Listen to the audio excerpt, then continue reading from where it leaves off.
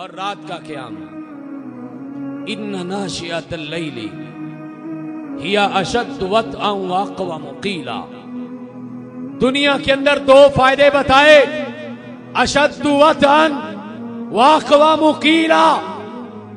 جو رات کا قیام کرتا ہے اللہ اس کی جسمانی طاقت میں بھی اضافہ فرما دیتے ہیں. انسان سمجھتا ہے رات کو جاگوں گا، نیند پوری نہیں ہوگی، جسم کی تھکاوٹ دور نہیں ہوگی، جسم کو آرام پورا نہیں ملے گا. کہا یہ بندوبست ہم کریں گے. ان ناشئۃ اللیل ہی اشد وطئا، یہ آپ کی جسمانی طاقت میں اضافہ کرتا ہے. واقوم قیلا، اور آپ کی گفتگو کے اندر اللہ اس سے برکت پیدا فرما دیتے ہیں. یہ قرآن نے کہا. اور رات کا قیام یا نفل عبادت. وَمِنَ اللَّيْلِ فَتَهَجَّدْ بِهِ نَافِلَةً لَكَ عَسَىٰ أَن يَبْعَثَكَ رَبُّكَ مَقَامًا مَحْمُودًا. سورہ بنی اسرائیل. اور اپنے رب کا اپنے نبی سے وعدہ کہا ہے میرے نبی وَمِنَ اللَّيْلِ فَتَهَجَّدْ بِهِ، رات کو اٹھ کے تہجد نماز پڑھا کرو.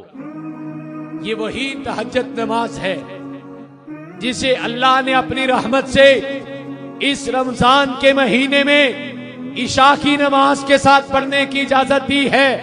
چونکہ آپ نے رات کو جلدی جاگنا ہے، سحری کی تیاری کرنی ہے، سحری کے وقت جاگنا ہے، تب شاید موقع نہ ملے. اللہ کی رحمت دیکھیے، اللہ نے رمضان کی راتوں میں نماز تہجد کی 8 رکعات کو نماز عشاء کے ساتھ پڑھنے کی اجازت دے دی، اور اسے بھی قیام اللیل شمار کیا.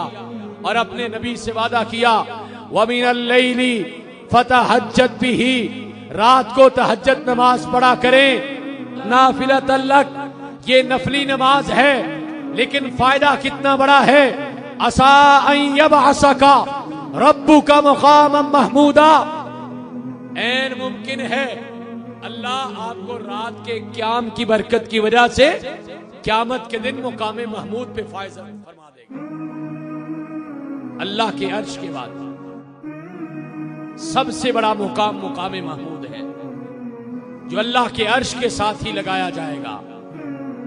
ایک اتنا بڑا اسٹیج جس میں کائنات کے امام جلوہ گر ہوں گے. فرمایا اللہ کی ذات کے بعد سب سے بڑا مقام حاصل کرنے کا طریقہ ہے کہ رات کو قیام کیا کرو.